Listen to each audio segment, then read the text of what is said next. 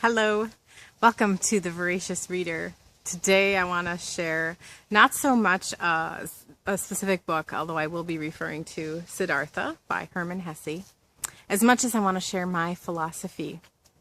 Why am I the Voracious Reader? And this is sort of the book that started it all back in 6th grade in the early 80s. I went to a Catholic school. And I had a nun who gave me this book. It was part of the, weekly reader series or whatever we would get where you could order the books from. And for whatever reason, she felt like I needed to have this book. So she had ordered it for me. She gave it to me, and it was absolutely the book I needed to read.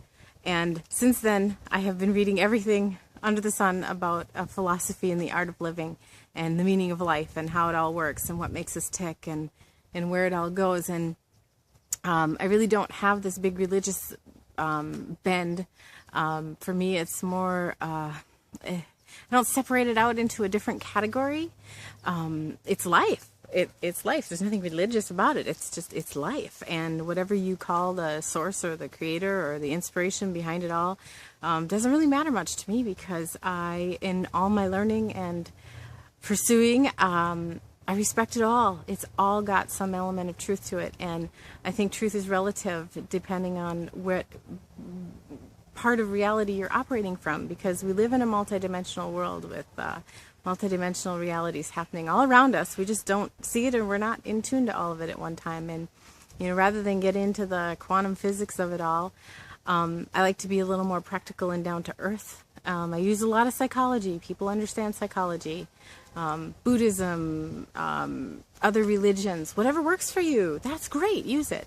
For me, my philosophy is that underneath all of that, if you follow a thread deeply enough, you will find the truth. And I want to share with you the most inspirational passage from this book for me, because as a young child, I would go to the river. I grew up along the Black River, which flowed into Lake Superior.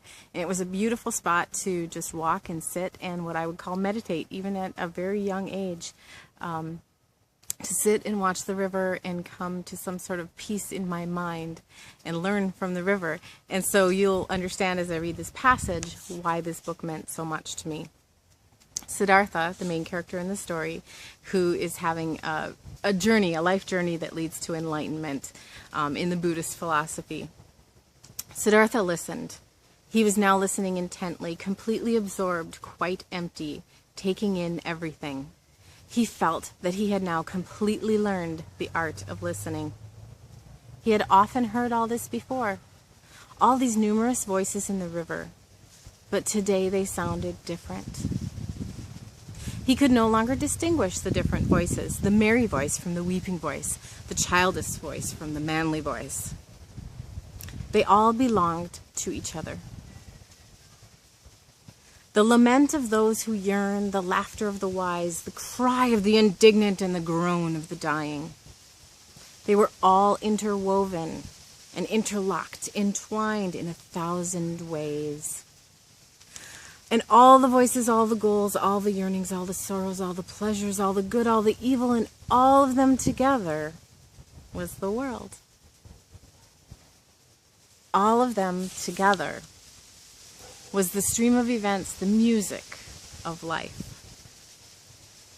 When Siddhartha listened attentively to this river, to the song of 1,000 voices, he did not listen to the sorrow or the laughter.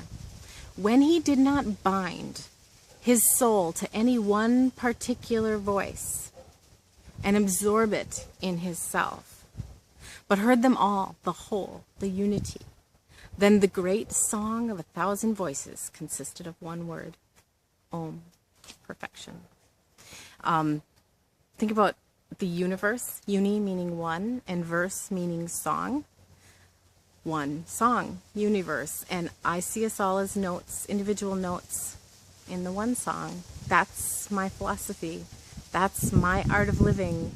That's what I'm here to respectfully share with you, while I respect your belief systems. And I propose that when we dig deeply enough, they're not really all that different. Thanks for tuning in to this Voracious Reader. Create a great life.